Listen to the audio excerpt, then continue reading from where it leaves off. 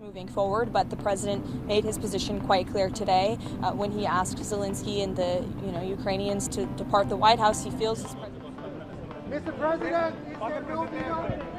Mr. President, can you tell us what happened? Is the deal off? President Zelensky, can you tell us what happened? President Zelensky was in the White House today and had a real chance to sign an economic agreement that would have been great for the American people to recoup our tax dollars and great for the Ukrainian people to rebuild their country. The problem is I've empowered you to be a tough guy. And I don't think you'd be a tough guy without the United States. And your people are very brave. But you're either going to make a deal or we're out. And if we're out, you'll fight it out. I don't think it's going to be pretty, but you'll fight it out. But you don't have the cards. But once we sign that deal, you're in a much better position. But you're not acting at all thankful. And that's not a nice thing. I'll be honest, that's not a nice thing. All right, I think we've seen enough. What do you think? And unfortunately for Zelensky, I think he refuses to recognize the practical reality of this war. It's been going on for years, his countrymen are dying, and the people who have been funding this effort, the American people, are sick and tired of footing this bill. So this ceasefire. He killed our people and he didn't exchange prisoners. We signed the exchange of prisoners, but he didn't do it. What kind of diplomacy, JD, you are speaking about? What do you mean?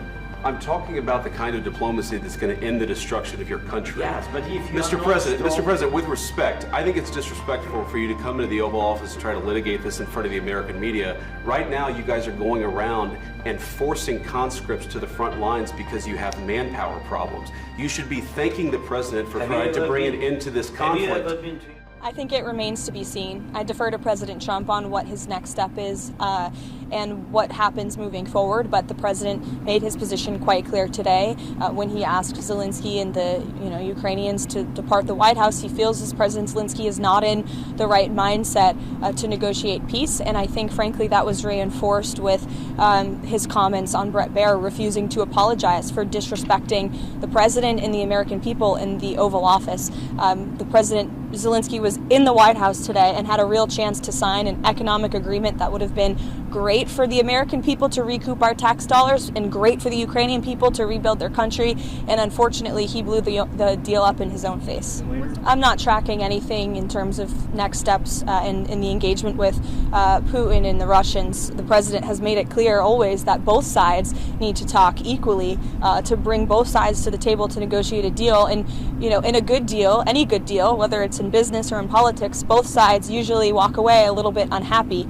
Unfortunately for Zelensky, I think he refuses to recognize the practical reality of this war. It's been going on for years, his countrymen are dying, and the people who have been funding this effort, the American people, are sick and tired of footing this bill. So it's a much different situation for him than it was 3 years ago, and as President Trump said today, he doesn't have any cards. The cards are not in his favor. They're in President Trump's favor. There's a new leader in the White House who has much different priorities than the last administration. He wants peace, he wants the war to end, and it doesn't seem like Zelensky wants that quite yet.